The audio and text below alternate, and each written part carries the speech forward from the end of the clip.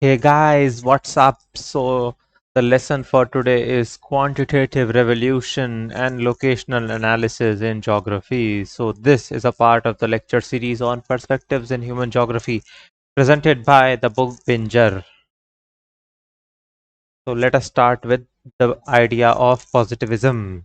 This particular idea is very important as it shaped the quantitative revolution. It was the main idea and the main philosophy behind the quantitative revolution in human geography. So, positivism is a belief based upon realism born out of the ideas of Auguste Comte in 1839. It believes in the importance of observation and says that science should attempt to develop universal laws and theories. Five postulates of scientific method were given by Auguste Comte, and these are reality, relativity, utility, certainty, and precision. You can remember them through a keyword or a mnemonic RRUCP. So, what is reality? It says that knowledge should be generated by direct experience of immediate reality, which is objective, and science should be based upon objective truth.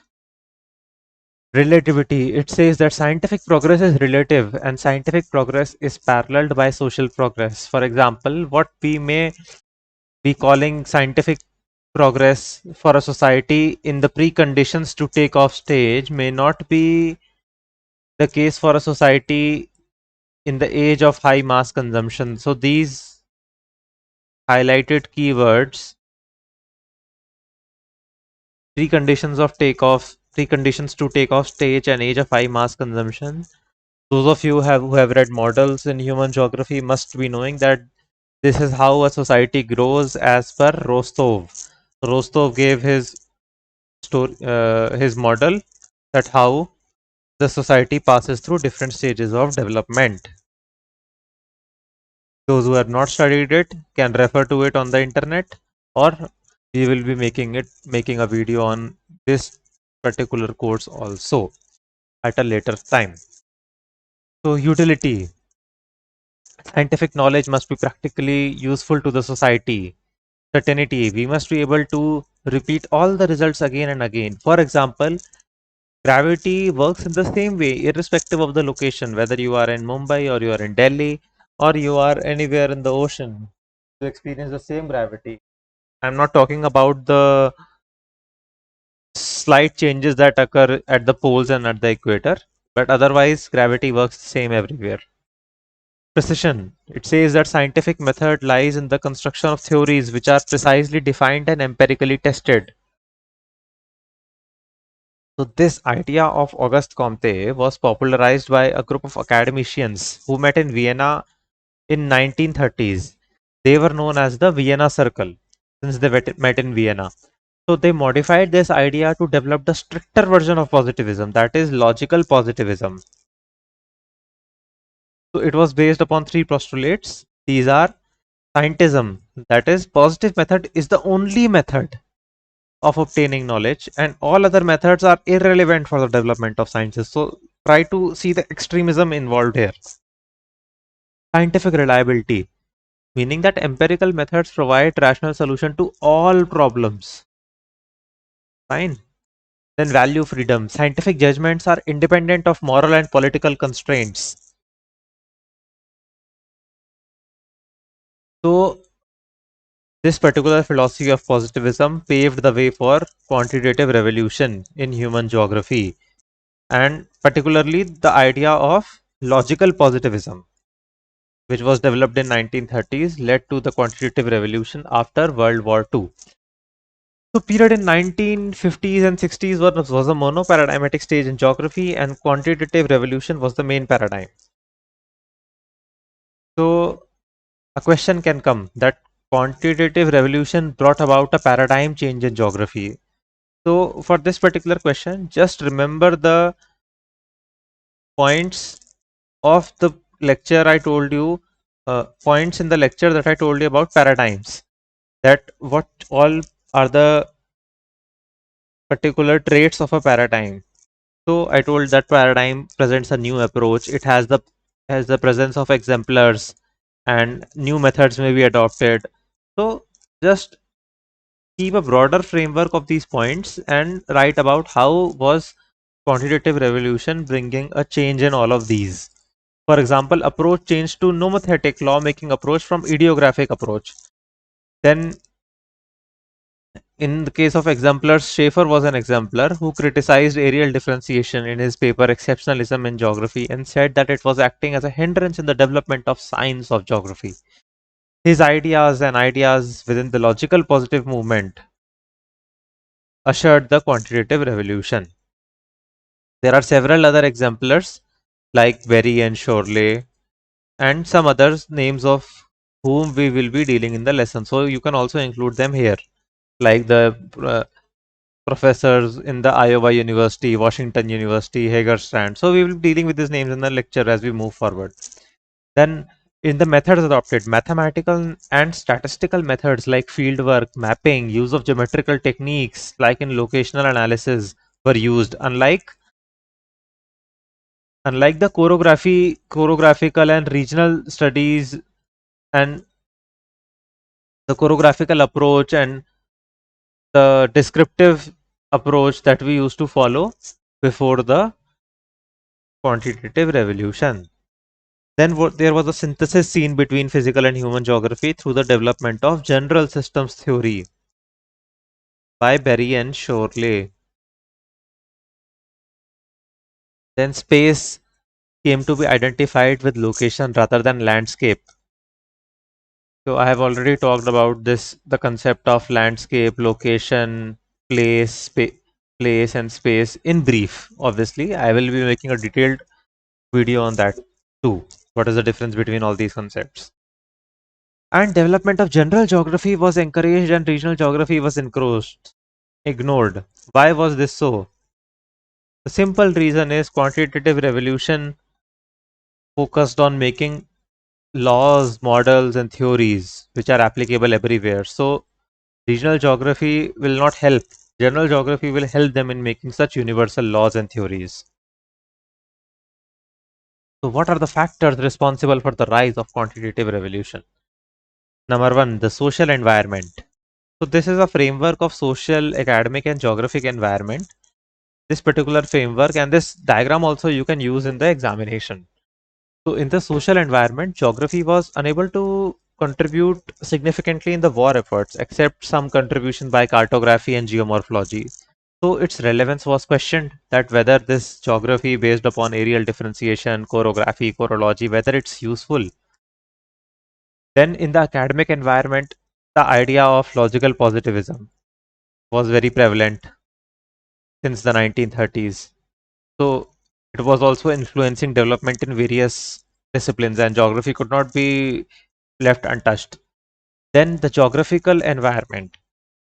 The status of geography, if I can tell you, as a discipline was questioned and it was abolished, even abolished as an independent discipline in the Harvard University. So, since it was not found relevant in war efforts and to solve the problems of society, it was felt that geography is not even relevant.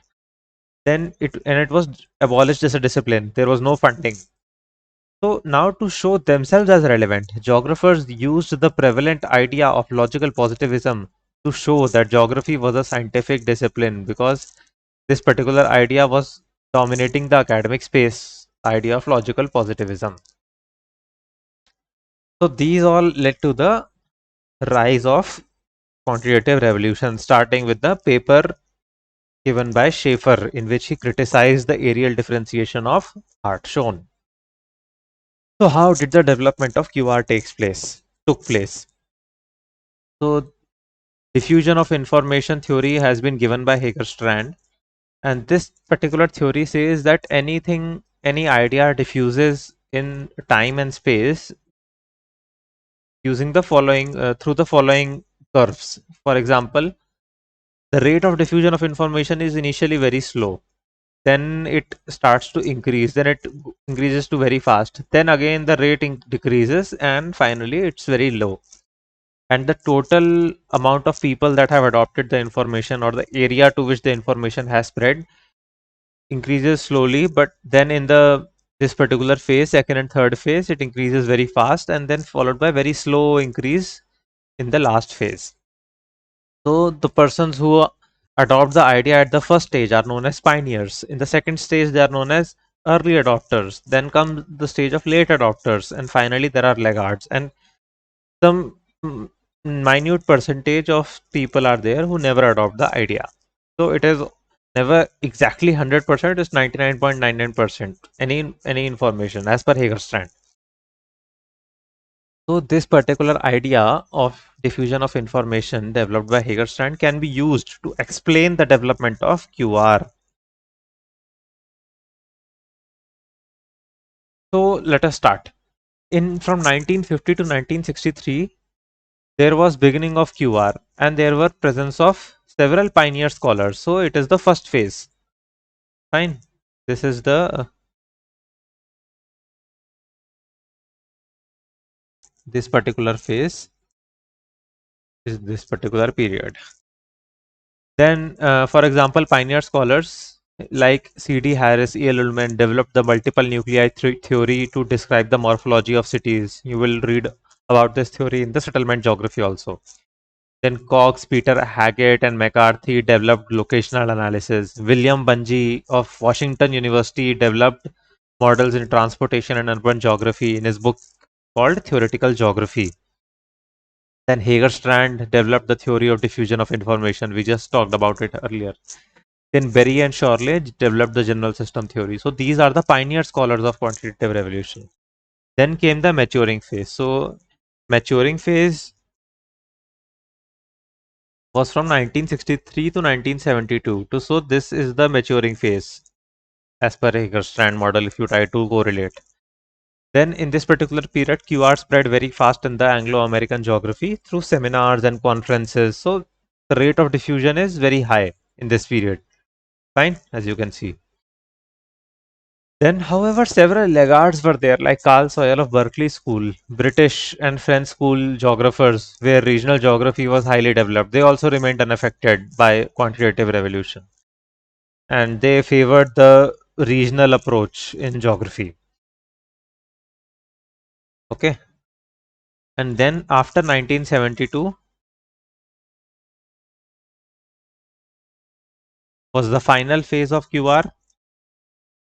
And in within this period, the spirit of QR, that is positivism. We all know that positivism or logical positivism, it should be logical positivism.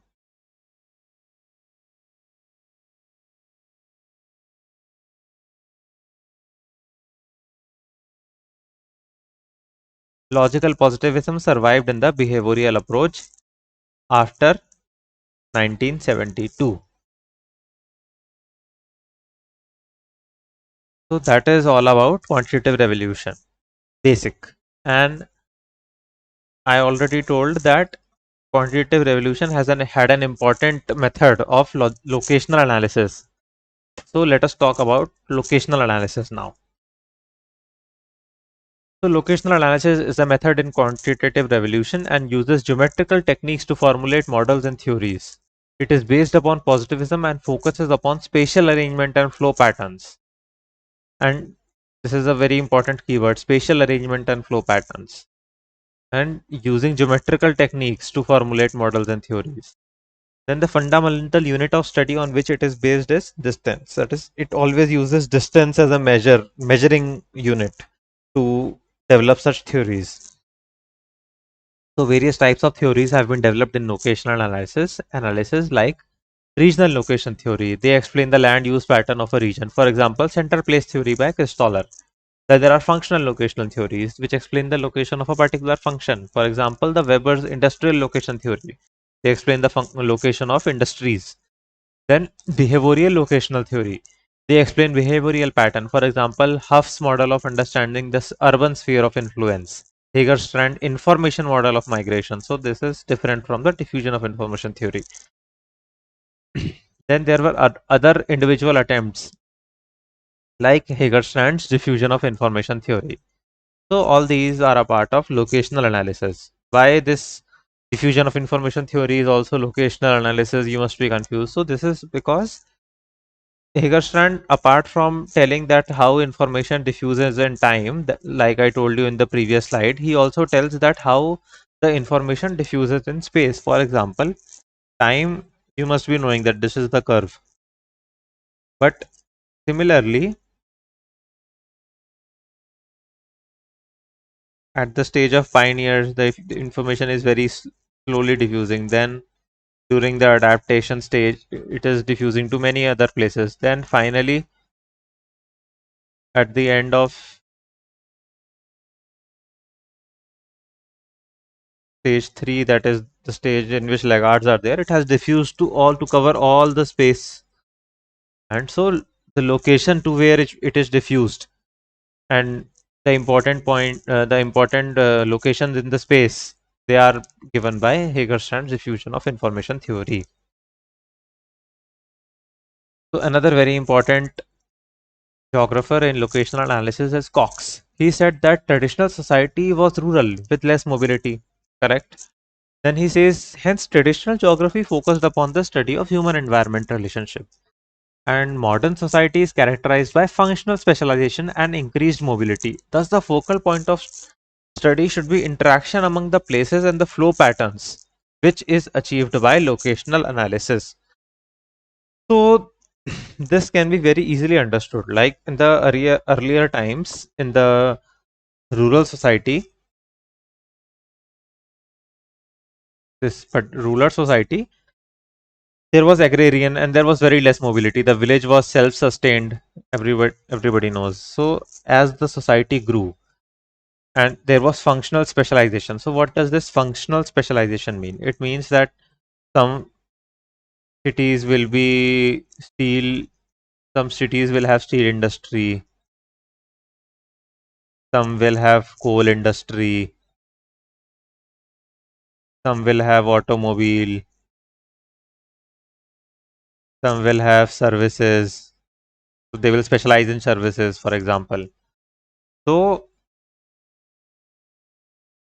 these cities need to interact with each other. For example, if here is a steel city, here is a coal city, and here is an automobile city, then for the steel city, this particular coal city will provide raw material, and for this automobile city, the steel city will provide raw material. And if this is the service center, then it may have hospitals, IT, so it will be providing services to all. So you can see that there is some flow patterns that are emerging, and there is interaction among places. There is mobility of people, of money, of goods, of services. So information. So all these are flowing. So there is a flow now. Earlier there was a self-sustained rural village, and there was very less movement of people, of goods. So crops were grown there. There was small blacksmith and small scale cottage industries, and everything was self-sustained. But now, as the society is progressing, there is increased specialization. So now locational studies are becoming important as the society is progressing. This is the idea of Fox. So this can be also explained using this particular diagram in the examination.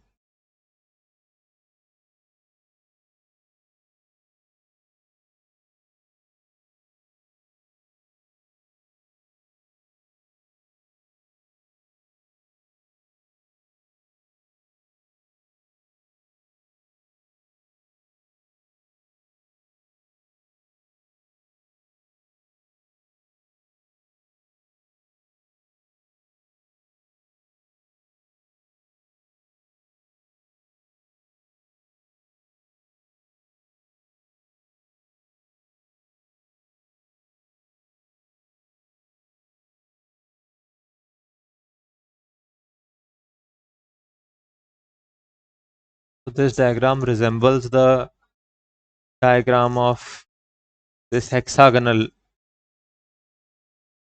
matrix given by Christoller. Hexagonal arrangement of nodes given by Christoller.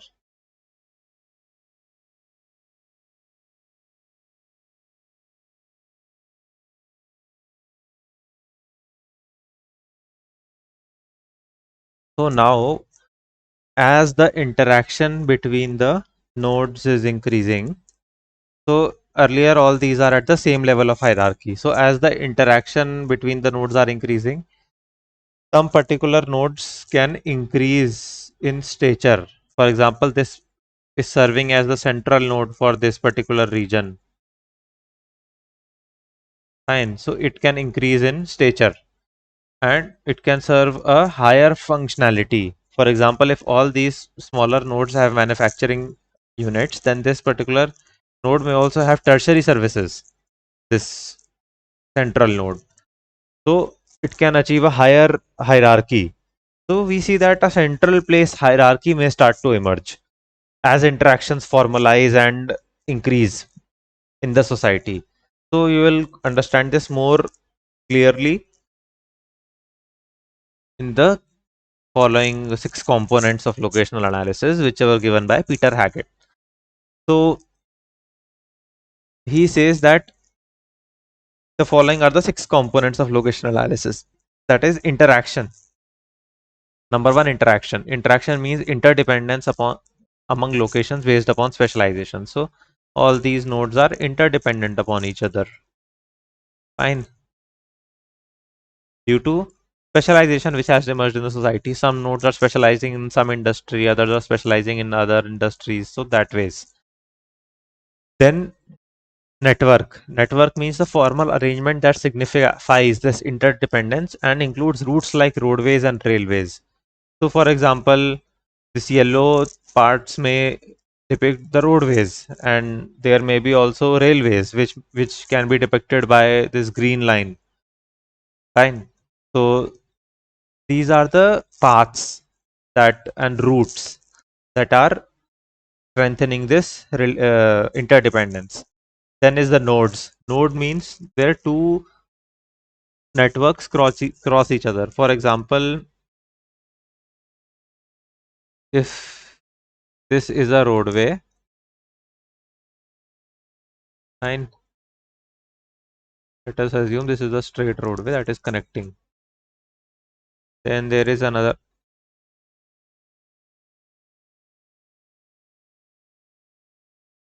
Then there is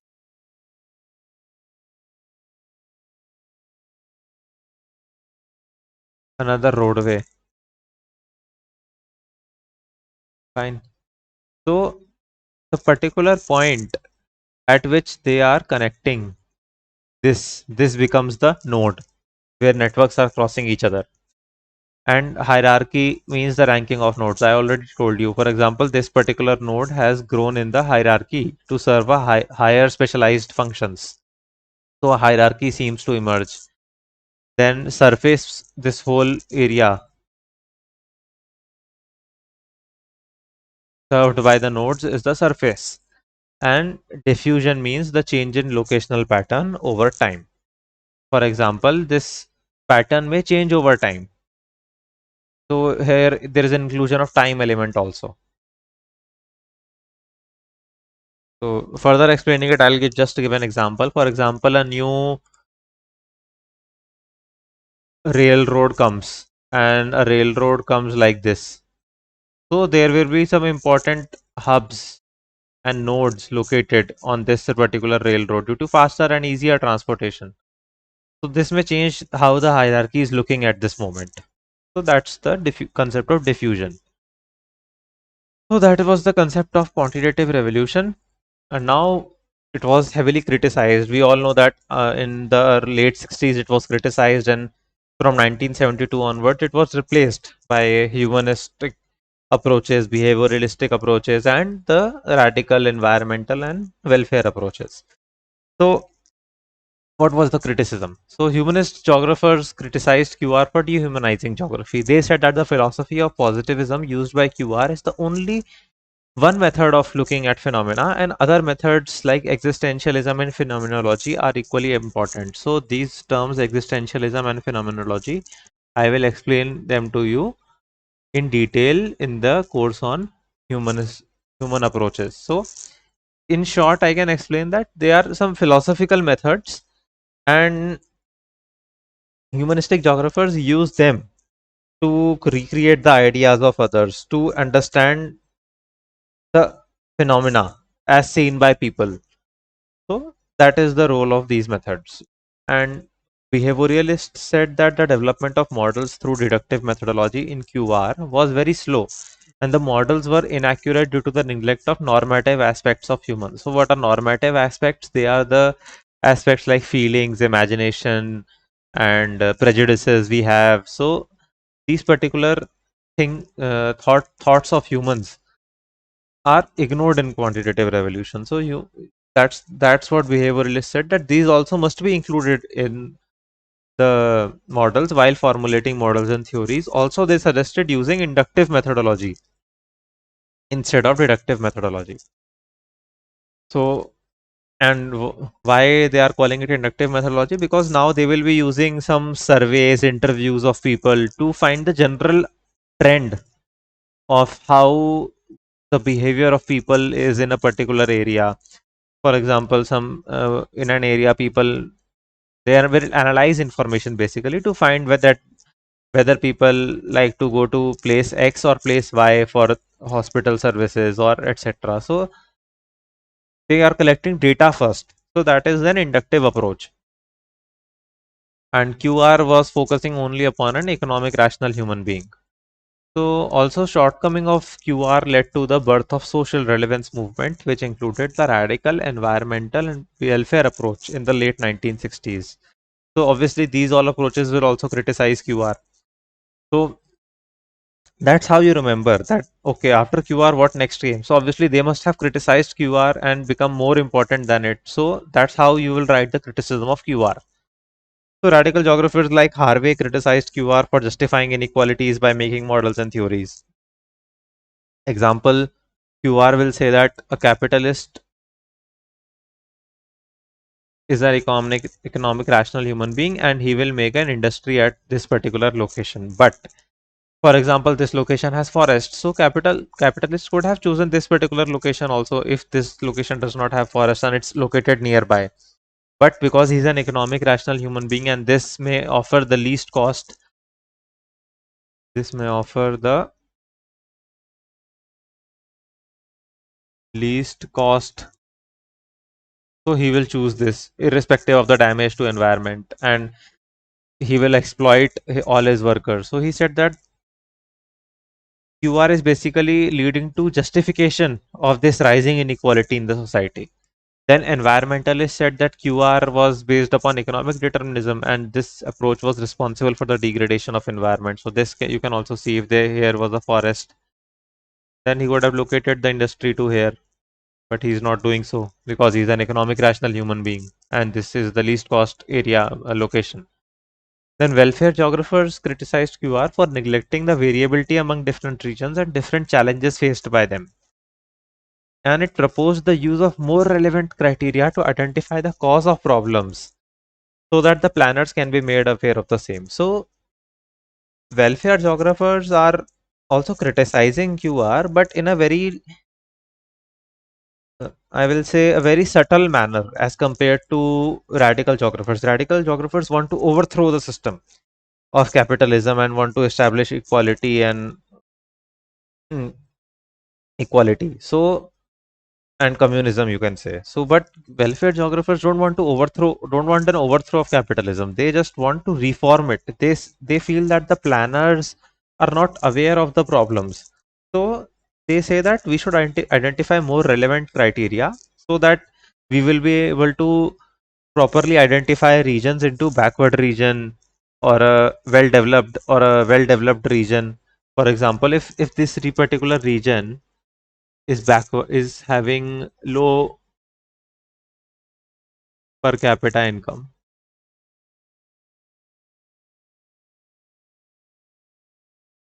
and this region is having high per capita income. So radical geographers feel that the planners do not know about this. So they suggest that we should be developing our methods so that we are able to make planners aware, so that they are able to take better decisions. For example, if here there is low per capita income in this particular region, then obviously you would like to income to improve, but if there is a forest, then you should develop sustainable industries here. that do not harm the forest and provide local employment and labor intensive industries. And here you can have the machine intensive industries. So that is their point. So that was the criticism of QR. However, QR had several positives and which can be felt even today. So what are those? That is the appraisal of QR. So before quantitative revolution, geography was mostly. Oh, this is not theoretical. This is atheoretical. Atheoretical. That is non-theoretical.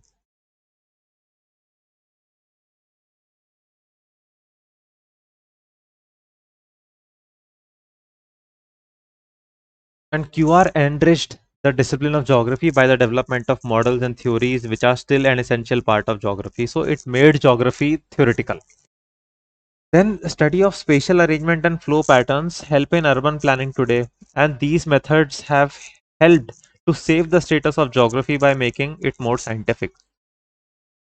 So these particular methods of QR, spatial arrangement and flow patterns are even used today in urban planning. Fine. And when the status of geography was threatened, if you remember, I told you in the lecture earlier, after World War II, its relevance was questioned. So these particular methods, influenced by logical positivism, helped to save the status of geography by making it more scientific. Then quantitative methodologies were used by behavioralists. They are also called neo-positivists. So because their goal was also making models and theories, although they included normative aspects of humans also, but they were also making models and theories. We will learn about this in detail in the next lesson. And these particular methods of quantitative methods, mathematical and statistical tools are relevant even today, especially in the age of information technology, big data, and supercomputers. And quantitative methodologies are used today by functional and applied approaches in geography. So these functional and applied approaches in geography became very popular after, I will say, late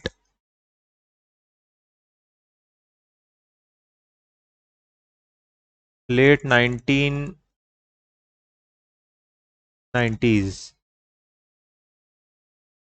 So after late 1990s, functional and applied approaches like how geography can be useful in town planning, in disaster management, in environmental management, in hazard management. So in reducing inequality. So these quantitative methodology help us and are used even today. There are several indexes, like there is HDI, which helps us. There is inequality adjusted human development index. There is corruption perception index. So several these indices, what do they use? They are using quantitative methodologies that were developed during the era of quantitative revolution. So guys, this is it for today. Like, share and subscribe. Comment to spread a word about this initiative. And thank you.